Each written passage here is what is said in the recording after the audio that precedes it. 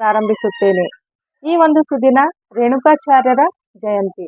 ಈ ರೇಣುಕಾಚಾರ್ಯರ ಜಯಂತಿಯ ವಿಶೇಷವಾಗಿ ನಾನು ಸಮಸ್ತ ನಾಡಿನ ಜನತೆಗೆ ಪ್ರಪ್ರಥಮವಾಗಿ ರೇಣುಕಾಚಾರ್ಯ ಜಯಂತಿಯ ಶುಭಾಶಯಗಳನ್ನು ತಿಳಿಸುತ್ತಾ, ರೇಣುಕಾಚಾರ್ಯರು ಆಂಧ್ರ ಪ್ರದೇಶದ ಕೊಲ್ಲಿಪಾಕಿ ಎನ್ನುವ ಒಂದು ಪ್ರದೇಶದಲ್ಲಿ ಲಿಂಗೋದ್ಭವರಾದರು.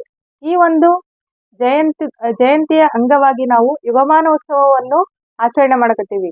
ಈ ಯುಗಮಾನೋತ್ಸವ ಅಂದ್ರೆ ಏನಪ್ಪಾ ಅಂತಂದ್ರ, ನಮ್ಮ ಇಂದಿನ ಪೂರ್ವಜರರು ನಡೆದುಕೊಂಡು ಬಂದಿರತಕ್ಕಂತ ಐತಿಹಾಸಿಕ ಯುಗಗಳಲ್ಲಿ ಈ ಒಂದು ಪಂಚಪೀಠದ ಜಗದ್ಗುರುಗಳ ಹೆಸರು ಯಾವ ಯಾವ ಯುಗಗಳಲ್ಲಿ ಏನಾಗಿತ್ತು ಅಂತ ನಾವು ತಿಳ್ಕೊಬೇಕಾದ್ರೆ, ಪ್ರಥಮತವಾಗಿ ಕೃತಯುಗದಲ್ಲಿ ಜಗದ್ಗುರುಗಳ ಹೆಸರು ಏನಾಗಿತ್ತು ಅಂತಂದ್ರೆ ಏಕಾಕ್ಷರ ಶಿವಾಚಾರ್ಯರು, ದ್ವೈ ಅಕ್ಷರ ಶಿವಾಚಾರ್ಯರು, ತ್ರೈ ಅಕ್ಷರ ಶಿವಾಚಾರ್ಯರು, ಚತುರಕ್ಷರ ಶಿವಾಚಾರ್ಯರು ಮತ್ತು ಪಂಚಾಕ್ಷರ ಶಿವಾಚಾರ್ಯರು ಎಂದು ಈ ಒಂದು